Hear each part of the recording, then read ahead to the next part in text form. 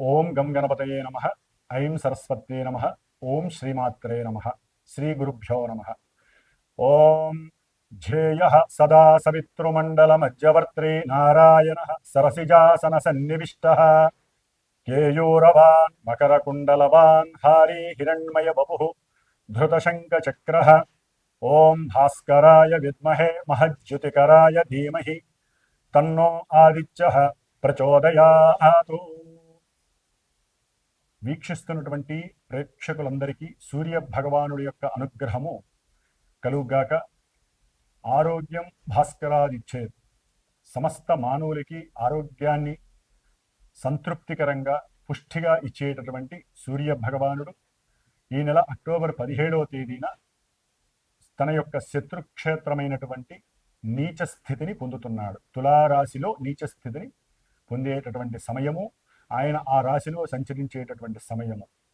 దాదాపుగా 10 రోజులు తులారాశిలో, అనగా అక్టోబర్ 17వ తేదీ నుండి అక్టోబర్ 27వ తేదీ వరకు కూడా ఈ సూర్య భగవానుడు ఇటు చిత్తా నక్షత్రములోను ఇటు రాహు నక్షత్రంలో 1-2 పాదాల్లోనూ తన యొక్క నీచ స్థితిని పొంది,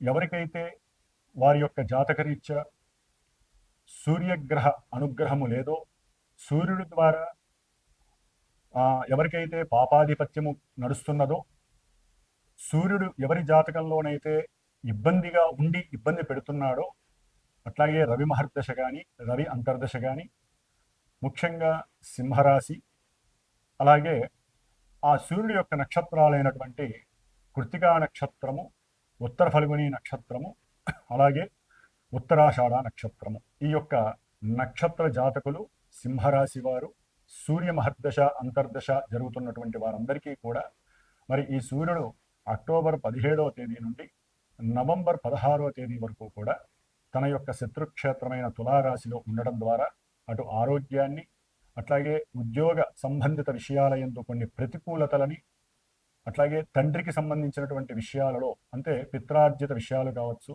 న్యాయస్థాన విషయాలు కావచ్చు, లేదా ఎవరైతే గవర్నమెంట్ జాబ్స్కి ప్రయత్నాలు చేస్తున్నారో, అంటే జడ్జీలు, అట్లాగే న్యాయమూర్తులు, పెద్ద పెద్ద హోదాలోకి వెళ్ళాలనుకునేవారు, అలాగే ఎవరైతే స్పెషలిస్టులు ఉంటారు, అంటే మూత్రపిండాల స్పెషలిస్టులు ఉంటారు, డాక్టర్స్కి సంబంధించిన వాళ్ళు ఉంటారు, ఎవరైతే వైద్య రంగానికి సంబంధించి ఎగ్జామ్స్ రాస్తున్నారో, లేకపోతే వైద్య రంగంలో ఎగ్జామ్స్ రాసి రిజల్ట్స్ కోసం వెయిట్ చేస్తున్నారో, వైద్య రంగంలో ఒక ఆసుపత్రిలో, ప్రభుత్వ ఆసుపత్రి కావచ్చు, కార్పొరేట్ ఆసుపత్రి కావచ్చు, చిన్న ఆసుపత్రి ఏదైనా సరే, ఆసుపత్రిలో తమ యొక్క ఉద్యోగ బాధ్యతలు స్వీకరించడానికి అనుకూలంగా ఉన్నటువంటి వాళ్ళు ఎవరైనా సరే, వీళ్ళందరికీ కూడా మరి ఈయన యొక్క నీచ స్థితి కొంత భంగాన్ని కలుగు చేస్తోంది.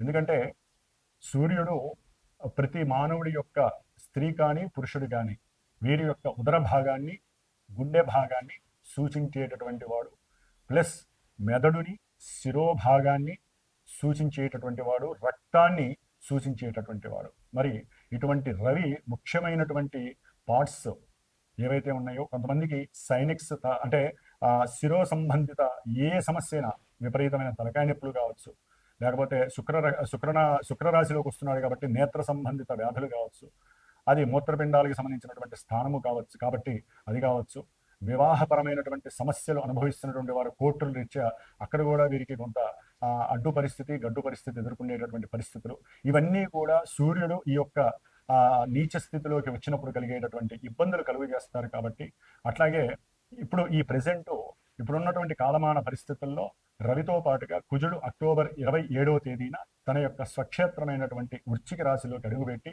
దాదాపుగా డిసెంబర్ 7వ తేదీ వరకు కూడా అక్కడే ఆయన యొక్క సొంత క్షేత్రంలో ఉంటాడు. అట్లాగే బుధగ్రహము, ఈ బుధగ్రహము అక్టోబర్ 3వ తేదీ నుండి అక్టోబర్ 23వ తేదీ వరకు తన యొక్క మిత్రక్షేత్రమైనటువంటి మిత్రుడితో, రవితో కలిసి చక్కగా తులారాశిలో ఉంటాడు. గురుడు అక్టోబర్ 18వ తేదీ నుండి డిసెంబర్ 5వ తేదీ వరకు ఇటు రుజుమార్గంలో నవంబర్ 11 వరకు, నవంబర్ 11వ తేదీ నుండి డిసెంబర్ 5వ తేదీ వరకు వక్రగతిని, ఇటు రుజుమార్గము వక్రగతిలో కర్కాటక రాశిలో ఉండి తన ప్రయాణాన్ని ముందుకు వెనక్కి అతిచారత్వంతో, వక్రత్వంతో ఆ యొక్క కర్కాటక రాశిని ఆదేశిస్తూ చారం చేస్తూ ఉంటాడు చరరాశిలో. అట్లాగే శుక్రుడు ఈయన అక్టోబర్ 9వ తేదీన ఆల్రెడీ ఈ యొక్క కన్యారాశిలో నీచ స్థితిని పొంది నవంబర్ 1వ తారీఖు వరకు కూడా ఈయన శుక్రుడు కన్యారాశిలో నీచ స్థితిని అనుభవిస్తూ ఉంటాడు. శని మహానుభావుడు అక్టోబర్ 5వ తేదీ నుండి పూర్వభాద్ర నక్షత్రంలోకి వచ్చి నవంబర్ 28వ తేదీ వరకు కూడా తన యొక్క వక్రత్వంతో మీనరాశిలో సంచరిస్తూ నవంబర్ 29వ తేదీ నుండి రుజు మార్గంలోకి అడుగు పెడతాడు మీనరాశిలో. రాహుగ్రహము కుంభరాశిలో చక్కగా ఆయన పూర్వభాద్ర నక్షత్రంలో ఉండి నవంబర్ 25వ తేదీన తన యొక్క సొంత నక్షత్రమైనటువంటి శతభిష నక్షత్రంలో కుంభరాశిలోని చారాన్ని వెనక్కి, ఆయన వక్రగతం ఉంటుంది కాబట్టి వెనక్కి ప్రయాణం చేస్తూ ఉంటాడు. కేతువు సింహరాశిలో పూర్వ ఫల్గుని నక్షత్రంలోనే తన యొక్క చారని జరుపుతూ ఉన్నాడు. కాబట్టి ఈ యొక్క అక్టోబర్ మాసం 17వ తేదీ నుండి నవంబర్ 16 వరకు కూడా గ్రహాల యొక్క పరిస్థితులు మిగతా రాశులు అంటే మేషరాశి నుంచి ద్వాదశ రాశులు అయినటువంటి మీనరాశి వరకు కూడా ఏ ఏ రాశుల వారికి ముఖ్యంగా మాస ఫలితాలు అంటారు వీటిని. సూర్యుడు, కుజుడు, బుధుడు, శుక్రుడు ఇవి చాలా ఫాస్టెస్ట్గా తమ యొక్క ఫలితాలను ప్రసాదించేటటువంటి మూవబుల్ ప్లానెట్స్ కాబట్టి అవి ఉన్నటువంటి రాశుల రీత్యా, అవి ఉన్నటువంటి నక్షత్రాల రీత్యా ఏ ఏ ఫలితాలు కలుగుతాయి. అట్లాగే గోచారంలో గురుడు, శని, రాహుకేతువులు మరి లాంగివిటీని ప్రసాదించే గ్రహాలు, చారణ జరిపే గ్రహాలు, మరి వాటిల్లో కూడా నక్షత్ర పరంగా రాశుల పరంగా కొన్ని గ్రహాలు మారుతున్నాయి కాబట్టి వాటి పరంగా ఏ ఏ రాశుల వారికి ఏ ఏ ఇబ్బందులు కలుగుతాయి, ఏ ఏ శుభాలు జరుగుతాయో మనము ఈ యొక్క తులా సంక్రమణంలో మనకి ఈ గ్రహాలు ఇచ్చే ఫలితాలు ఏ విధంగా ఉంటాయో తెలుసుకుందాం. అట్లాగే మా యొక్క శ్రీమాత జ్యోతిషాలయ పీఠంలో ఈ నెల అక్టోబర్ 29వ తేదీన కార్తవీర్యార్జున జయంతి సందర్భంగా, గోపాష్టమి సందర్భంగా మరి ఆ యొక్క పీఠంలో గోపూజతో పాటుగా కార్తవీర్య అంటే ఎవరైతే నష్టధన ద్రవ్యము సువర్ణము పోగొట్టుకున్నారో, దొంగిలించబడిందో, ఎవరికైతే ఆటంకాలు బాగా ఉద్యోగం కానీ వివాహ వ్యవస్థలో కానీ ముఖ్యంగా కోర్టు రుణబాధల పరంగా కోర్టు వ్యవహారాలు కానీ లేకపోతే ఈ యొక్క ఫోన్ల ద్వారా వచ్చినటువంటి వాట్సాప్ల్లో వచ్చినటువంటి లింకులు ఓపెన్ చేయడం ద్వారా ఎంతోమంది ప్రలోభాలకి లొంగి డబ్బు వస్తుందనే ఆశతో ఎవరైతే ధనాన్ని మూకమ్మడిగా చాలామంది కోల్పోయిన పరిస్థితులు నాకు వచ్చిన ఫోన్ల రీత్యా నేను చూశాను. కాబట్టి వాళ్ళందరి యొక్క ధనము తిరిగి రావటానికి చిన్న ప్రయత్నం ఇది. అట్లాగే కార్తవీర్యార్జునుడు దత్తాత్రేయుడు భక్తుడు, శిష్యుడు కాబట్టి ఆయన సహస్ర బాహువులు కలిగి ఎంతో మందికి ఎన్నో రకాలైనటువంటి శుభాలని చేకూర్చాడని శాస్త్రము చెబుతోంది. ఎంతోమంది ఈయన్ని సుమంతో కార్తవీర్యార్జునాయ నమః అనే యొక్క ఆ మంత్రాన్ని రోజు 108 సార్లు చక్కగా జపించి పోగొట్టుకున్న వస్తువుల్ని కూడా పొందినటువంటి వారు ఉన్నారు. మరి ఇలాంటి ఈ యొక్క శుభ సందర్భంలో మా యొక్క పీఠంలో వేద పండితులైనటువంటి బ్రాహ్మణుల సమక్షంలో 3 రోజులు చక్కగా స్వామివారి యొక్క మంత్రంతో జపాన్ని ఆచరించి 29వ తేదీ స్వామివారికి హోమము రుద్రపాశుపతము అంటే కార్తవీర్యార్జున మంత్రసహిత రుద్రపాశుపత హోమాన్ని చేయదలిచి ఉన్నాను. కాబట్టి ఈ యొక్క హోమం ద్వారా ఎవరైతే ఏ యొక్క సంకల్పాన్ని కోరుకున్నారో ఆ సంకల్పం సిద్ధించడానికి, తమ యొక్క డబ్బులు తమకి రావటానికి, పోగొట్టుకున్న బంగారం కానీ లేకపోతే చోరత్వం జరిగిన వస్తువులు కానీ ఇవన్నీ కూడా లభించడానికి ఇది ఒక చిన్న చిరు ప్రయత్నంగా నేను తలపెట్టాను. కాబట్టి ఎవరైతే ఆసక్తి, ఎవరైతే నమ్మకము, స్వామివారిని నమ్మి నాకు ఫోన్ చేసి తమ యొక్క గోత్రనామాలు ఇస్తారో చక్కగా వారందరివి నీ చెప్పి చేసి ఆ తదుపరి ఆ స్వామివారికి చేసినటువంటి ఆ మూలమంత్ర బీజాక్షరాలతో సంపుడీకరణతో చేసినటువంటి ఆ హోమ భస్మ ప్రసాదాన్ని, ఆయనకి కట్టినటువంటి కంకణ దారాన్ని కూడా మీకు నేను చేరవేసే ప్రయత్నం అయితే చేస్తాను. కాబట్టి మా పీఠంలో శ్రీమాత జ్యోతిషాలయ పీఠంలో హైదరాబాద్లోనే ఉంటుంది. ఇది ఎవరికైతే సమస్యలు ఉన్నాయో జాతకరీత్యా ముఖ్యంగా ఈ గోచార ఫలితాలన్నీ కూడా మనం పుట్టినటువంటి సమయానుకూలంగా మన జన్మజాతకం పూర్వజన్మ కర్మలన్నీ మనం పుట్టినప్పుడు జాతక చక్రంలో చక్కగా పెట్టబడి ఉంటాయి. వాటి రీత్యా ఏ ఏ దశలు జరుగుతున్నాయి, అంతర్దశలు జరుగుతున్నాయి. ఆ సందర్భంలో ఇప్పుడు గ్రహాలు ఏ ఏ నక్షత్రాల్లో ఉండి మన జన్మజాతకంలో ఉన్నటువంటి గ్రహస్థితి అంతా ఇప్పుడు అద్దంలో కనపడుతూ ఉంటుంది. కాబట్టి జన్మజాతకం చూస్తే కానీ ఇప్పుడు వీరికి పాజిటివ్ జరుగుతుందా నెగిటివ్ జరుగుతుందా అనే విషయాన్ని మనం చెప్పలేం. కాబట్టి ఈ గోచార ఫలితాలు నామమాత్రకంగా అంటే కొంతమందికి జాతకం తెలియని వాళ్ళకి చూచే చోళ అని, అశ్విని నక్షత్రం అని ఇట్లా కొన్ని పేర్లను బట్టి నక్షత్రాలు ఉంటాయి. కాబట్టి జన్మ నక్షత్రము, జన్మలగ్నము, జన్మరాశి ఇవన్నీ జాతకరీత్యా ఉన్నటువంటి వాళ్ళకి గోచారం చక్కగా అద్దంలా ప్రస్ఫుటంగా ఏ ఏ కార్యక్రమాలు, వివాహం కాని వాళ్ళకి ఎప్పుడు వివాహం అవుతుంది, ఉద్యోగం ఎప్పుడు అవుతుంది, ఇలాంటి విషయాలని ఉన్నంతలో సూక్ష్మంగా మాకున్నటువంటి జ్ఞానం ద్వారా చూసి వారి యొక్క జాతకాలలో ఏదైనా దోషాలు ఉంటే వాటికి సంబంధించినటువంటి దోష పరిహారాలని మా పీఠంలో ఎప్పటికెప్పుడు చక్కగా జపాల రూపకంగా, రుద్రాభిషేకాల రూపకంగా, అట్లాగే హోమ రూపకంగా చేస్తూ ఉంటాము. ప్రతి అమావాస్యకి చాలా మందికి కూడా ఈ శనిగ్రహ దోషాలు, ఏలినాటి, అష్టమ, అర్ధాష్టమ శనిగ్రహ దోషాలు ఏవైతే దశలు అంతర్దశలు బాలేకపోయినా, కార్యక్రమాలు 1కి 10 సార్లు జరుగుతూ పునర్భూ దోషం ఉన్నా, అట్లాగే శనిగ్రహం వలన ఎవరికైతే అనారోగ్యము, కార్య ఆటంకాలు, ఆలస్యాలు, ఇబ్బందులు, ఇవన్నీ మృత్యు దోషాలు ఇవన్నీ జరుగుతున్నా, అమావాస్య రోజు పుట్టినటువంటి వారికి కానివ్వండి, అట్లాగే జన్మజాతకరీత్యా కొన్ని నక్షత్ర దోషాలలో పుట్టిన వాళ్ళు ఉంటారు. సంధి దోషాలు, నక్షత్ర సంధి, రాశి సంధి, గండాంత దోషాలు, వీటన్నిటి పరంగా మేము ప్రతి అమావాస్యకి నా పీఠంలో చక్కగా పండితుల చేత హోమాన్ని చేయదలుచుకుంటూ ఉంటాను, అలాగే చేస్తూ ఉంటాను కూడా. కాబట్టి ఎక్కువగా అంటే ఇండివిజువల్గా జాతకరీత్యా చూసుకొని చేసుకునేటటువంటి వాళ్ళు చేసుకోవచ్చు. అట్లాగే ఈ యొక్క ప్రతి అమావాస్యకి నేను చేసేటటువంటి హోమంలో ఎవరైనా సరే ఉన్నంతలో నన్ను సంప్రదిస్తే మనం వారి యొక్క జాతకరీత్యా ఉన్నటువంటి దోషాలని ఆ రోజు హోమంలో నక్షత్ర హోమము, నవగ్రహ హోమము, ఏదైనా ఒక రుద్ర పాశుపతం, ముఖ్యంగా మృత్యుంజయ పాశుపతము, శనిగ్రహ పాశుపతాలతో ఎప్పుడూ మా పీఠంలో జరుగుతూనే ఉంటాయి. కాబట్టి చక్కగా ఇది గమనించండి అందరూ కూడా. మరి ఈ యొక్క మాసంలో మనకి 19వ తారీఖు నుంచి కూడా మాస శివరాత్రి, 20వ తారీఖు అమావాస్య, 21వ తారీఖు మంగళవారం అమావాస్య అయింది. ఈ రోజున విశేషమైనటువంటి హోమాన్ని చేస్తున్నాము, అమావాస్య హోమాన్ని. మంగళవారం కూడా అయింది కాబట్టి ముఖ్యంగా పాశుపత హోమం ఒకటి జరుగుతోందండి. అట్లాగే 22వ తారీఖున కార్తీక మాస ప్రారంభము. ఈ యొక్క కార్తీక మాసంలో అందరూ చక్కగా నిత్యము శివారాధన చేసుకోండి.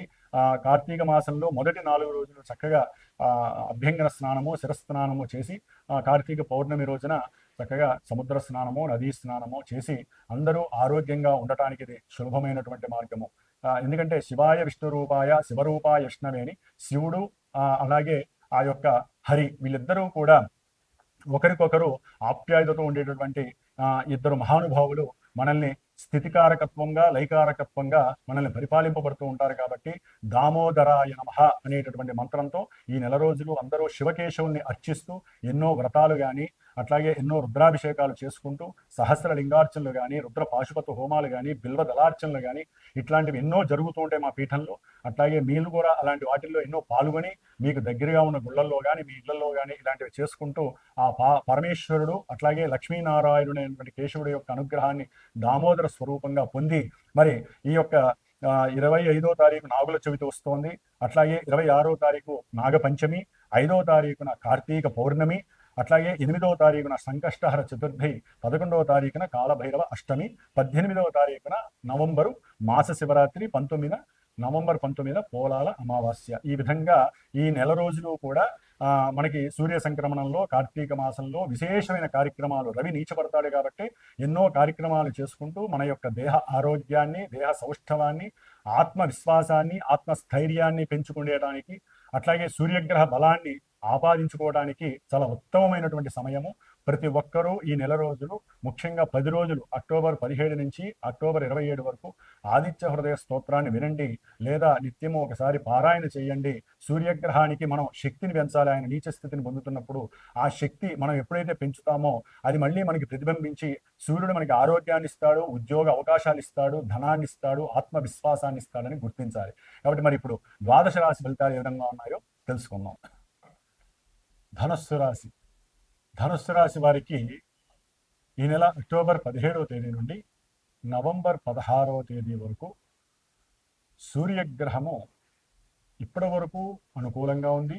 ఇప్పుడు ఇంకా అనుకూలమైనటువంటి పరిస్థితి అంటే తులా సంక్రమణం రీత్యా లాభస్థానంలో భాగ్యాధిపతి రవి రావటం వలన వీరికి సంతానపరమైనటువంటి లాభాలు, ఏదైనా సరే పిత్రార్జిత ధనలాభము అంటే కోర్టు కేసుల్లో ఏదైనా ఉంటే గనక వీరు దాన్ని ఎదుర్కొని నిలబడి పోట్లాడి ఇప్పటి వరకు ఎంతో వ్యయ ప్రయాసలు పడి ఆల్రెడీ అక్కడ కుజగ్రహం ఉంది, రవి బలం మిత్రుడు వచ్చేసరికి ఇంకా బలం అనేటటువంటిది వీరికి చక్కగా లాభాన్ని ఇస్తోంది. ఎవరైనా న్యాయవాద వృత్తులు కానివ్వండి, జడ్జి నియామకాలు కానివ్వండి, ఇలాంటివి గవర్నమెంట్ జాబ్స్ పరంగా ఏదైనా ప్రయత్నం చేస్తూ ఉంటే ఒకందుకు కొంత వ్యధా ప్రయాసలతో వీరికి లాభం కలిగే అవకాశం ఉంటుంది. ఎందుకంటే అటు ముహూర్త భాగంలో కానీ, గోచారంలో కానీ, జన్మజాతకంలో కానీ ఎక్కడ చూసినా ఈ రెండు పాపగ్రహాలు ముఖ్యంగా రవి కుజులు లేదా రాహు శని ఈ యొక్క పాపగ్రహాలు ఏవైనా సరే లాభంలో ఉంటే గనక శుభగ్రహాలు ఇచ్చే ఫలితాల కన్నా ఇంకా ఎక్కువ ఫలితాల్ని అంటే పాపత్వం తగ్గి లాభభావాన్ని ఇస్తాయి. కాబట్టి వీరికి ఉన్నతమైనటువంటి ఉద్యోగ లాభసిద్ధి, సంతానపరమైనటువంటి సౌఖ్య వృద్ధి, అట్లాగే అనుకున్న ప్రతి కార్యక్రమంలో అంటే సంతానపరమైనటువంటి కార్యక్రమాలు ఏవైనా సరే వీటి విషయాలలో సూర్యగ్రహ అనుగ్రహం వలన నిస్సంకోచంగా ఎటువంటి ఆత్మ న్యూనతాభావం లేకుండా ఆత్మ నిగ్రహ శక్తితో మీరు ఏ కార్యక్రమాన్నైనా సరే లాభపరంగా తీసుకెళ్లే పరిస్థితిని తీసుకొస్తారు. ఎక్కడ కాంప్రమైజ్ కాదు. తండ్రి యందు ప్రేమ అనురాగాలు పెరుగుతాయి. తండ్రితో సంభాషణ చక్కగా జరిగే అవకాశాలు ఉన్నాయి. అట్లాగే ఈ అక్టోబర్ మాసం తర్వాత కుజగ్రహము 12వ రాశిలోకి వచ్చినప్పుడు కొంత నిద్రలో కొన్ని దుస్వప్నాలు, దుశ్శకునాలు ఇలాంటివి రావటం ద్వారా భయము, తీవ్రత, ఆందోళన ఎక్కువే అవకాశం ఉంటుంది ఈ నెలాఖరు తర్వాత. అయితే సంతానపరంగా కూడా ఈ అక్టోబర్ తర్వాత వీరికి అంతర్గతంగా మానసిక వ్యాకులత, ఆందోళన, తీవ్రమైనటువంటి స్వభావము, ఎవరితోనైనా బంధువులతో కానీ అయిన వాళ్ళతో కానీ నూతనంగా పరిచయమైన వాళ్ళతో కానీ మాట్లాడేటప్పుడు పరాకు, చిరాకుతో కూడినటువంటి వాదము, సంభాషణ చేసే అవకాశం కలుగుతుంది. ముఖ్యంగా ఈ యొక్క రాస్యాధిపతి అయినటువంటి గురుగ్రహము ఇప్పటి వరకు కొంత అనుకూలమైన పరిస్థితులు, వ్యాపారంలో చక్కటి స్థితిగతులు ఉన్న అష్టమ రాశిలోకి ఉచ్చస్థితికి రావడం ద్వారా ఒక రకంగా విద్యార్థులకి ఆకస్మికంగా కీర్తి ప్రతిష్టలు పెరుగుతాయి. ఎప్పుడు వీరు అనుకూలమైనటువంటి నాలెడ్జ్ని షేర్ చేసుకోవడం ద్వారా తల్లి యొక్క ఆరోగ్యం పట్ల కొంత జాగ్రత్త వహించాల్సినటువంటి అవసరం ఉంది. అట్లాగే ఎవరికైనా సరే గృహపరంగా, భూపరంగా, వాహనపరంగా మాతృ అర్జిత అంటే తల్లిపరమైనటువంటి ఆస్తులు కానీ ఇవన్నీ రావడానికి ఇది అనుకూలమైనటువంటి సమయము. 8వ స్థానంలో గురుడు ఉచ్చస్థితిలో ఉండటం ద్వారా కొంత వీరికి అంతర్గత నాలెడ్జెస్ ఉంటాయి. కొంత దైవపరమైనటువంటి, మతపరమైనటువంటి, లేకపోతే అంతరిక్షానికి సంబంధించినటువంటి నాలెడ్జ్, వీటి యందు పుస్తకాలు చదవటం, గ్రంథాలయాలకు వెళ్ళటం, వీటి యందు నాలెడ్జ్ని పెంచుకోవాలనే తపన పెరగటం, ఇలాంటివన్నీ సర్వసాధారణంగా అష్టమంలో ఉండటం. ముఖ్యంగా ఎవరైతే టెక్నికల్ నాలెడ్జ్ ఉన్నారో ఐటీ రంగంలో వారికి ఆకస్మికంగా ఈ యొక్క దేశంలో ఉన్నతమైనటువంటి ఉద్యోగాలు అధికంగా లభించే అవకాశాలు కలుగుతాయి. చక్కటి రెమ్యునరేషన్ వస్తుంది. దశమంలో ఉన్నటువంటి నీచస్థిత శుక్రుడి వలన వీరికి అప్పులు గనక ఎవరైనా ఆర్థికంగా చేసి ఉన్నట్లయితే అది భార్య యొక్క ప్రతికూలతతో ఎవరైనా చేసి ఉన్నట్లయితే కనుక వారికి కొంత కోర్టు సమస్యలు వచ్చే అవకాశం ఉంటుంది. ఉద్యోగంలో కూడా కొన్ని ఆర్థికపరమైనటువంటి సమస్యలు, అప్పుల బాధలు ఎక్కువ అవటము, అనుకున్న కార్యాలు ఈ ఉద్యోగ విషయంలో కొంత స్తబ్దత వహించటము, స్త్రీపరమైనటువంటి సమస్యలు ఇలాంటివి కొన్ని వారికి వచ్చి లేనిపోని తలకాయ నొప్పులుగా మారే అవకాశం ఉంటుంది. అర్ధాష్టమ శని ప్రభావము వీరిని కొంత ఇబ్బందికరంగా చేస్తుంది. అట్లాగే భాగ్యంలో ఉన్నటువంటి కేతువు, తృతీయంలో ఉన్నటువంటి రాహు వలన మరలా కాస్త ప్రయాణాలు చేయడానికి వీరు అవకాశం ఉంది. ముఖ్యంగా తల్లి యొక్క ఆరోగ్య పరంగా శ్రద్ధ చూపించడం చాలా మంచిది. వాహనపరంగా, గృహపరంగా, కట్టుబడుల విషయంలో కావచ్చు, కొనే విషయంలో కావచ్చు కొంచెం ధనాన్ని సంస్కారయుక్తంగా సంస్కరించే అవకాశం అయితే ముఖ్యంగా కలుగుతోంది వీరికి. ఏదేమైనప్పటికీ దత్త స్తోత్రాన్ని కానీ, దత్తాత్రేయ అనుగ్రహాన్ని కానీ వీరు పొందితే వీరికి ముఖ్యంగా విద్యార్థులకి కానీ, వీరి ఆరోగ్యపరంగా కానీ, తల్లి యొక్క ఆరోగ్యపరంగా, గృహపరంగా కలిగేటటువంటి కొన్ని అనారోగ్య సూచనలు కానీ, ఆకస్మికంగా కలిగేటటువంటి కొన్ని ఇబ్బందికరమైనటువంటి ఆటంకాలు, విద్యా ఆటంకాలని నిరోధించి ఎదురించేటటువంటి పరిస్థితి దత్తాత్రేయుడు వీరికిస్తారు. కాబట్టి చక్కగా ధనుస్సు రాశి వారు దత్తాత్రేయుని ఆరాధించండి. వచ్చేటటువంటి కొన్ని దోషాలని పరిహార రూపంగా చేయండి. ముఖ్యంగా శనగలు నానబెట్టి గోవుకి తినిపించి గోవుకి చుట్టూ 3 ప్రదక్షిణాలు చేసినట్లయితే కనుక వారికి 2 నెలల్లో ఆకస్మికంగా ఎన్నో లాభాలు కలిగే అవకాశం ఉంటుంది. ఓం శ్రీమాత్రే నమః.